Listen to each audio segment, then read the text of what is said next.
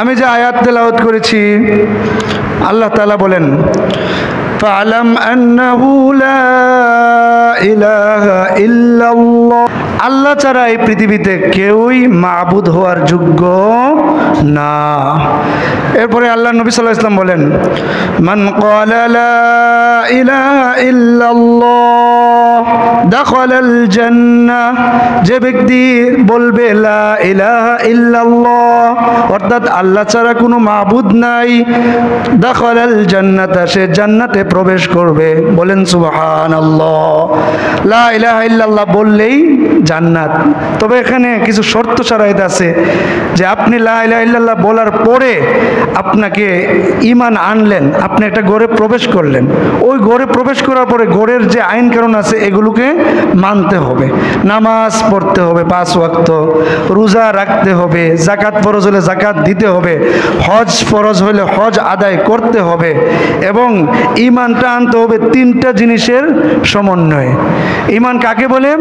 আল ঈমানু ইয়াকুনু বিসালাসিন, 3টা জিনিসের সমন্বয়ে ঈমান হয়ে থাকে। আল ইকরারু বিল লিসান ওয়া তাসদীকুম বিল জিনান ওয়াল আমাল বিল আরকান। ঈমান 3টা জিনিসের সমন্বয়ে গঠিত হয়। 1 নাম্বার আল ইকরার বিল লিসান, মুখে স্বীকৃতি দেওয়া। কি? প্রথমে মুখে বলা যে আমি আল্লাহর প্রতি ঈমান আনিলাম, 1। 2 নাম্বার ওয়া তাসদীকুন বিল জিনান, এবং অন্তরে এটাকে সত্যায়ন করা, মনে মনে এটা রাখা যে আমি আল্লাহর উপর বিশ্বাস রাখছি। মুখে একটা, মনে আরেকটা থাকলে ঈমান আনা হবে না। ওয়াল আমাল বিল আরকান, এবং হাতে পায়ে পুরা শরীরের মাধ্যমে আপনি আমি আল্লাহর ইবাদত বন্দেগী করা, এটার নামই হলো ঈমান। বলেন সুবহানাল্লাহ। তাহলে আমরা এভাবে ঈমান আনবো। তো ঈমান আনতে গিয়া আরো কিছু শর্ত আছে যেগুলো আপনি আল্লাহর ব্যাপারে শিরিক করা যাবে না। বিশেষ করে যেমন আল্লাহর সিফতের ব্যাপারে, আল্লাহর নামের ব্যাপারে, আল্লাহর কুদরতের ব্যাপারে শিরিক করা যাবে না। অর্থাৎ ঈমানের প্রকারভেদের মধ্যে একটি হলো আল ঈমানু বিসিফাতিল্লাহ, আল্লাহর সিফতের উপর ঈমান আনা। 2 নাম্বার আল ঈমানু ফি ইলমিল্লাহ, আল্লাহর ইলমের উপর ঈমান আনা। 3 নাম্বার আল ঈমানু ফি কুদরাতিল্লাহ, আল্লাহর কুদরতের উপর ঈমান আনা। আল্লাহর শক্তি যে, এটার প্রতি ঈমান আনা। আল্লাহর শক্তির সাথে কারো শক্তিকে না মিলানো, এটার নামই হলো ঈমান।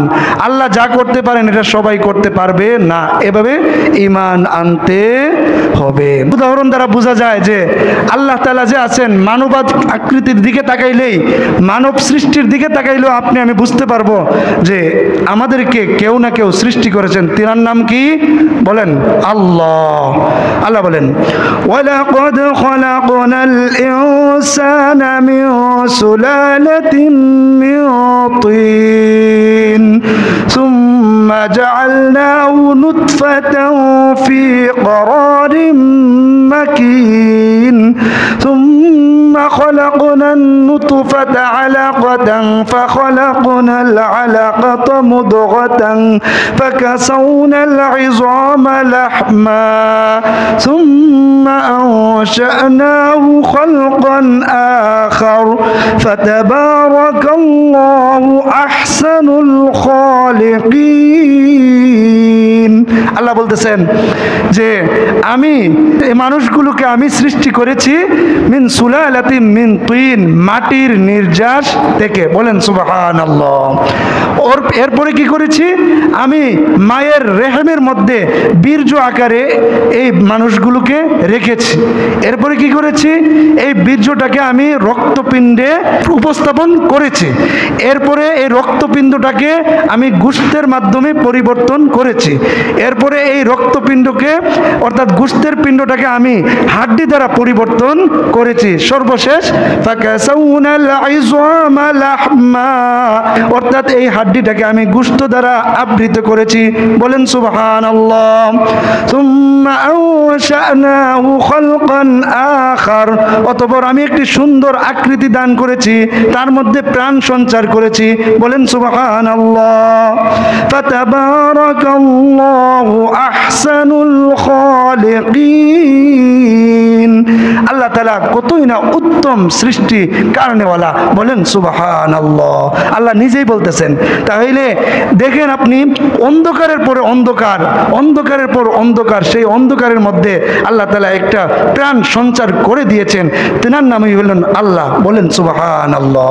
আল্লাহ বলেন يخلقكم في بطون أمهاتكم خلقا من بعد خلق في ظلمات ثلاث, আল্লাহ তাআলা তোমাদের মায়ের পেটের মধ্যে সৃষ্টি করেছেন তোমাদেরকে ফি যুলুমাতিন সালাস, তিনটা অন্ধকারের মধ্যে।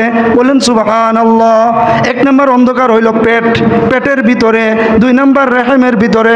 তিন নম্বর রেহেমের ভিতরে আরেকটা ছোট পর্দা আছে, ওই পর্দার ভিতরে আল্লাহ আপনি আমাকে অন্ধকারের মধ্যে সৃষ্টি করেছেন। বলেন সুবহানাল্লাহ। এই দিক দিয়ে লক্ষ্য করলেও আপনি আমি বুঝতে পারবো যে এই এত সুনিপুণ সৃষ্টি কারণেওয়ালা একজন না একজন আছেন, তিনার নামই হইল কি? আল্লাহ। যে নাস্তিকরা যে বলে কেউ নাই, এমনি এমনি হয়েছে, তারা তো এই সারা পৃথিবীর সব নাস্তিককে যদি বলেন যে অন্ধকারে একটা জিনিস বানায় দেখায়, তো কইব হুজুর এটা সম্ভব না, বাতি জ্বালান, নাহলে সূর্যের আলো দেন, আর নাহলে বিদ্যুৎ দেন, আর নাহলে সৌর বিদ্যুৎ দেন, কোনো না কোনোভাবে সে বাতির চেষ্টা করব। বাতি নেওয়ার পরেও এত সুন্দর কইরা কইরা মুখের জায়গায় মুখ, হাতের জায়গায় হাত, নাকের জায়গায় নাক, পায়ের জায়গায় পাক, এভাবে প্রত্যেকটা সুন্দর কইরা কইরা বানানো কোনো নাস্তিক, কোনো শিল্পীর মাধ্যমে সম্ভব না। শুধুমাত্র সম্ভব কার মাধ্যমে? বলেন আল্লাহর মাধ্যমে। সুতরাং আল্লাহর অস্তিত্ব বিদ্যমান রয়েছে। বলেন সুবহানাল্লাহ। তাহলে আল্লাহ আছেন, নাস্তিকরা যে বলে আল্লাহ নাই, এটার প্রমাণ আরেকটা মানবাকৃতির দিকে লক্ষ্য করেও দেওয়া যায়।